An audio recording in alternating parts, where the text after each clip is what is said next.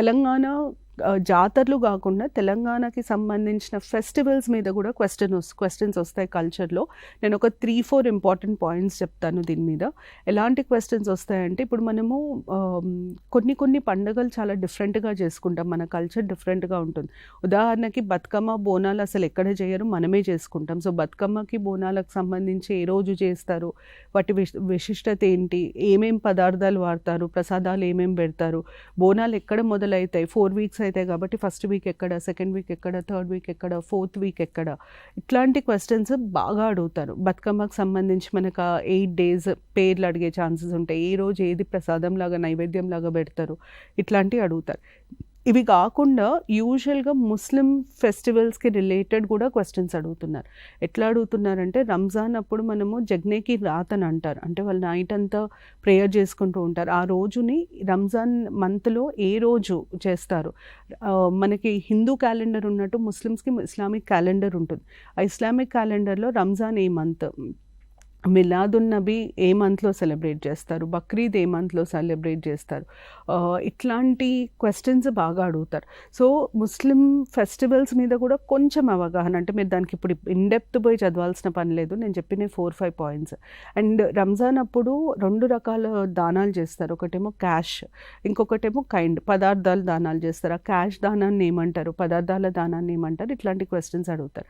అయితే న్యూస్లో కొన్ని టర్మ్స్ ఉండినాయి ముస్లిం ఫెస్టివల్స్కి సంబంధించి, వాటి గురించి ఫస్ట్ డిస్కస్ చేద్దాము.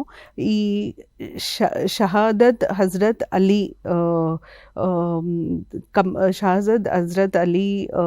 కి సంబంధించి ఒక ఫెస్టివల్ని 21st of the holy month of Ramzan రోజు చేస్తారు. దాన్ని ఆప్షనల్ హాలిడే లాగా డిక్లేర్ చేస్తారు. కానీ మనకి ఎగ్జామ్కి ఏమి ఇంపార్టెంట్ అంటే, షహాదత్ హజరత్ అలీకి సంబంధించిన రోజుని రంజాన్లో ఏ డే సెలబ్రేట్ చేస్తారు, 21st, జగ్నేకి రాత్ 27th డే ఉంటుంది. అట్లా మీకు ఆ డీటెయిల్స్ తెలియాలి. తర్వాత లాస్ట్ ఫ్రైడే ఆఫ్ రంజాన్, ఇంకా రంజాన్ ముందు వచ్చే లాస్ట్ ఫ్రైడేని ఏమంటారు, జుమ్మత్ ఉల్ విదా అని అంటారు. What is the last Friday of Ramzan called as అని అడిగే ఛాన్సెస్ ఉంటాయి, దాన్ని జుమ్మత్ ఉల్ విదా అని అంటారు. ఇట్లాంటి క్వశ్చన్స్ ఎక్కువ ఉంటాయి.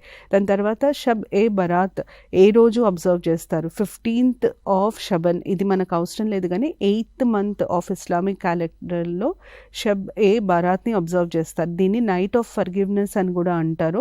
దీన్ని ఏషియాలో సెలబ్రేట్ చేస్తారు, ఇండియా, పాకిస్తాన్, బంగ్లాదేశ్లో ఎక్కువ సెలబ్రేట్ చేయడం జరుగుతుంది. అయితే దీన్ని ఆ రోజు చనిపోయిన వ్యక్తుల సమాధుల దగ్గరికి వెళ్ళి వస్తారనమాట. ఇప్పుడు మన దగ్గర పెద్దర అమావాస్య అట్లా చేస్తామో, ఆ రోజు వాళ్ళు చనిపోయిన వ్యక్తుల సమాధుల దగ్గరికి వెళ్తారు. సో ఇట్లాంటి టర్మ్స్ ఎప్పుడు న్యూస్లో వచ్చినా తెలంగాణ కల్చర్కి ఏం చదవాలి అని చాలామంది అడుగుతారు.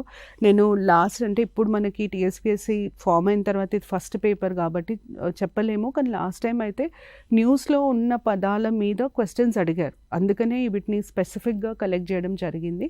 అయితే ఇవి కాకుండా తెలంగాణ ఫెస్టివల్స్ గురించి ఇంకేం తెలియాలి అంటే, మనకిప్పుడు బొడ్డెమ్మ పండుగ అంటారు.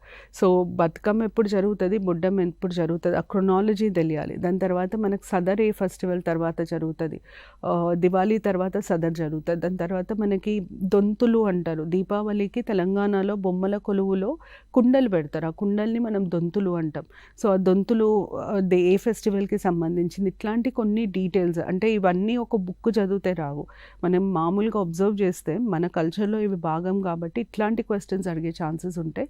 సో తెలంగాణ జాతరలు వేరు, ఫెస్టివల్స్ వేరు. జాతరలలో జాతర పేరు, ఏ దేవుడు ఎక్కడ జరుగుతుంది, అక్కడ ఏం స్పెషాలిటీ ఉంది, ఏ రకమైన ప్రసాదం ఇస్తారు, అట్లాంటివి చూసుకోవాలి. ఫెస్టివల్స్లో మన దగ్గర స్పెసిఫిక్గా మన కల్చర్లో యూనిక్ ఏముంటుంది, ఇప్పుడు బతుకమ్మ దసరా అప్పుడు అవుతుంది, పాలపిట్టను చూస్తారు, జంబాకు కోసం పోతారు, ఇవన్నీ చూసుకోవాల్సి వస్తుంది.